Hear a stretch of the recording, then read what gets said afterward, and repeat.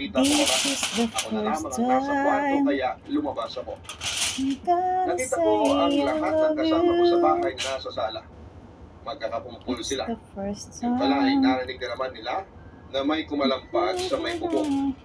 Meron din daw kaluskos na narinig si Tita sa bintana ng kwarto niya. Barbecue Dahil nga sa for nakampante naman din na hindi tomorrow. na siya gagampalain ng mga aswang, ay bumalik na siya sa pagtulog sa kwarto niya.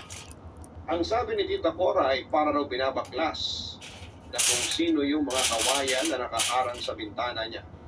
Wala naman akong narinig na kung ano o kakaiba. Pero maya-maya ay may umagaspas na parang pakpak ng isang malaking ibon sa bubong. Pagkatapos Oh my ay may God. malakas na kalampag sa bubong Deep na parang hindi naman inside. kayang gawin ng isang ibon. Nagulat ako nang bigla na lang nagmura si Lola ng malutong. Pinapalit niya yung aswang na nasa bubong. Tinanong ko si Mama kung bakit nagmumura si Lola at ang sabi ni Mama kapag minumura daw ang aswang ay umaalis ito. Mama, pwede rin ba akong magmura? Tutulungan ko si Lola na palisin yung aswang. Ang sabi ko, tumigil ka nga Samuel. Subukan mo magmura at susuntukin ko yung bunganga mo. Galit na sabi ni Mama. Nagulat kaming lahat na may parang kumangga sa pinto ng bahay. Agad na tumakbo si Papa sa kusina at pagbalik niya ay may dala na siyang itak papaludod. Akala mo isang katipunero si Papa na matapang na lumabas ng bahay. Oh my God. Namin siyang tumakbo sa may gilid na parang Oh meron my siyang God. hinahabol. I have Kaya barbecue. may ng baboy na parang umiiyak dahil nasabda. Pagbalik ni Papa sa loob ng bahay ay talagtak ang pawis niya. Hindi na niya dala yung itak. Ano nangyari? Ano yung baboy na narinig namin? May nakita ko malaking isang na baboy. To tell you once again. Ang bilis niya. Hindi ko na nahabol. Sigurado ako na aswang yun.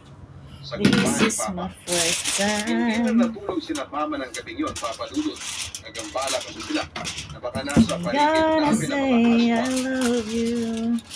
Ang sabi pa ni Mama, Oh my God. sigurado siya na sina Aling Magda at Maring ang mga yun. Pero nagpahinga lamang daw ang mga yon sa pagtatangka na kunin ang baby ni Tita Cora. Lumipas ang natitirang oras ng gabi na wala na kaming naramdaman na kakaiba sa paligid. Tinamahan na ako ni Lolo na matulog sa kwarto. Buti na lamang ang wala akong pasok kinabukasan. Ano? Kaya ayos lang. Ano? Late akong nagising kinabukasan. Habang kumakain ako ng almusal ng mag-isa ay naririnig ko si na Mama na merong kausap na babae sa labas ng bahay. Kinuwento ni Mama sa babaeng niyo ano nangyari sa amin sa gabi at aniya ay malakas talaga tingala niya na sina Aling Magda at Maring ang mga aswa na sumalakay sa bahay namin. Ay naman sa babae ay wala raw sina Aling Magda at Maring sa bahay ng mga ito. Kaya nakakita pa nga raw ng malis ang dalawa habang may tumutulong dugo sa katawan ni Aling Magda. Huwag na namin nasabi na aswang nga sina Aling Magda at Maring papadudod. Kasi kung may sukat si Aling Magda sa katawan nito ay malaki ang tiyan. Kasi yung malaking itim na baboy na pinato ni Oh.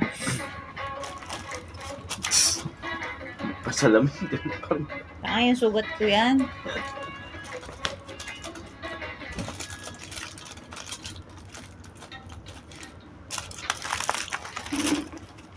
Ay, tumulo. Oh my God. Tumulo pa rin.